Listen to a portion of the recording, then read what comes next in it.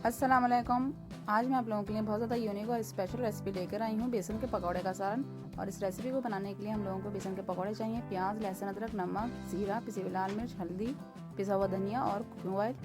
चलिए हम लोग रेसिपी को स्टार्ट करते हैं। सबसे पहले एक पैन लिया है मैंने और इसको मीडियम फ्लेम पर रख दिया है। इसमें हाफ कप कुकिंग ऑयल डालूंगी और गर्म होने तक पकने दूंगी। और फिर मैं इसमें एक मीडियम साइज़ की प्याज बारीक काट के शामिल कर दूंगी और लाइट गोल्डन होने तक पकाऊंगी।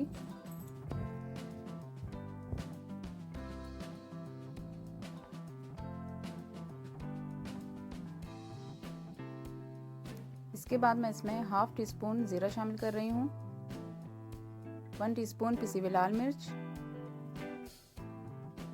हाफ टी स्पून हल्दी और 1 टेबलस्पून लहसुन अदरक का पेस्ट शामिल करके मिक्स कर लूँगी।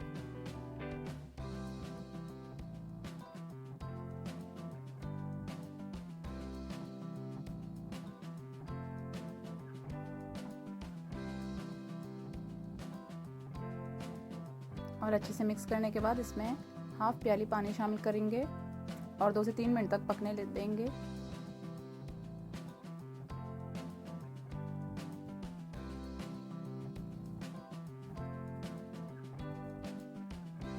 इसके बाद इसमें नमक हस्बे जायका शामिल करेंगे और मिक्स कर लेंगे।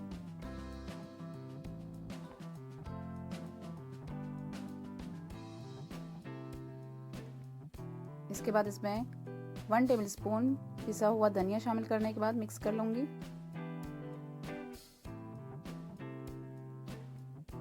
और हाफ प्याली पानी शामिल करेंगे और 3 से 4 मिनट तक पकने देंगे।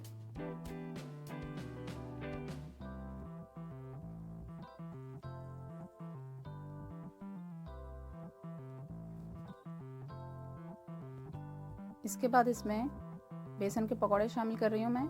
आप लोग कोई भी पकौड़े शामिल कर सकते हैं। मैंने प्याज के पकौड़े डाले हैं इसमें। और इसके बाद इसमें 1 कप पानी शामिल करेंगे और 3 से 4 मिनट के लिए छोड़ देंगे।